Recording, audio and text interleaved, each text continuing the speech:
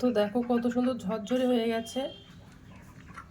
বন্ধুরা, তো আমি আজকে আবার অন্যদিনের মতো নতুন একটা রেসিপি নিয়ে এসেছি। আজকের রেসিপি হচ্ছে বাসন্তী পোলাও। তো চলো আমি কিভাবে রান্নাটা করি শেষ পর্যন্ত ভিডিওটা স্কিপ না করে পাশে থেকে দেখার জন্য অনুরোধ রইল। তো চলো শুরু করি। তো প্রথমে দেখো উনানে আমি একটা ফ্রাইং প্যান দিয়ে দিয়েছি। এবার উনানে জালটা ধরিয়ে দেব। তো ফ্রাইং প্যানটা গরম হয়ে গেছে। আর এই বাসন্তী পোলাওটা বানাতে দেখো আমি হাফ বাটি সুজি নিয়েছি। এই সুজিটা ভাজা করে নেব।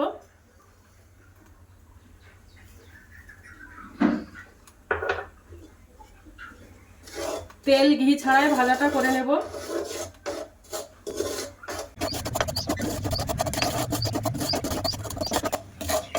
সুজিটা ভাজা করে নিলে যে কাঁচা একটা গন্ধ ভাব থাকে, ওই গন্ধ ভাবটা চলে যাবে, তার জন্য আমি ভাজা করে নিচ্ছি। তো সুজিটা ভাজা করা হয়ে গেছে। এবার আমি ওই বাটির এক বাটি গরুর দুধ দিয়ে দেব, দিয়ে একটা শক্ত করে ডো বানিয়ে নেব।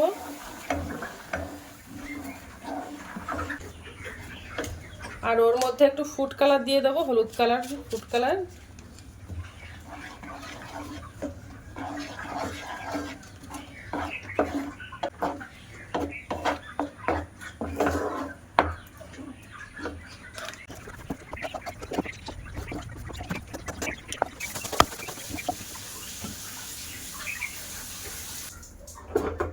তো ডোটা বানানো হয়ে গেছে। এবার আমি ঠান্ডা করে তারপর ভালো করে একটা মসৃণভাবে ডো বানিয়ে নেব। এবার ডোটা আমি একটা প্লেটে তুলে নেব।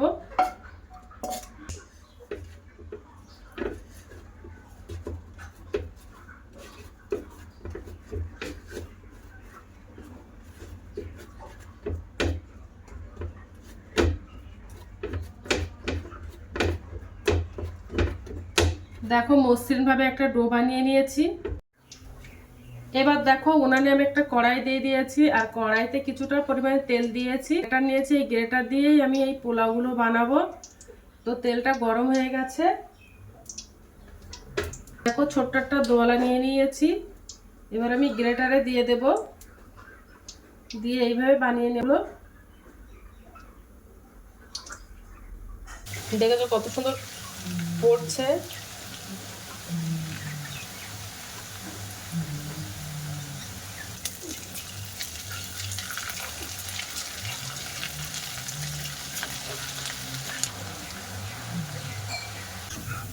এবার হয়ে গেছে। এবার আমি তেল থেকে সেকে তুলে নেব।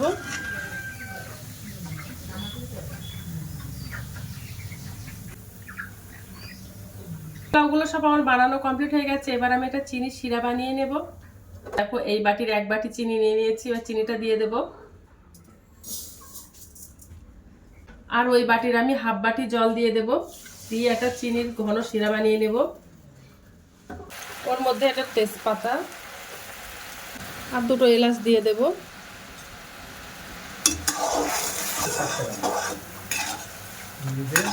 তো দেখো চিনি শিরাটা বানানো হয়ে গেছে। এবার আমি গ্যাসটা অফ করে দেব।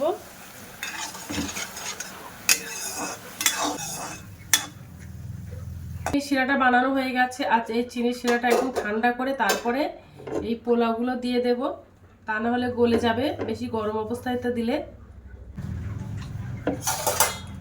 তো দেখো এবার পোলাওগুলো দিয়ে দিলাম, দিয়ে একটু চিনি শিরার সঙ্গে ভিজিয়ে রাখবো। তো চিনি শিরার মধ্যে কিছুক্ষণ ভিজিয়ে রাখবো, তারপরে ছেঁকে তুলে নেব। তো দেখো পোলাওটা বানানো কমপ্লিট হয়ে গেছে। এবার আমি একটা প্লেটে তুলে নিয়েছি, আর উপরে ডেকোরেশন করে দিয়েছি চেরি ফল দিয়ে, দেখতে ভালো লাগার জন্য। তোমরা যে কোনো কিছু দিয়ে ডেকোরেশনটা করতে পারো।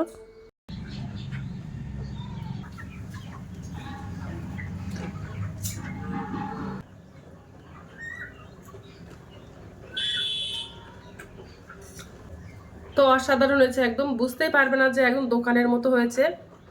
আর এই রেসিপিটা তোমরা একবার হলে বাড়িতে ট্রাই করতে পারো। হয়েছে।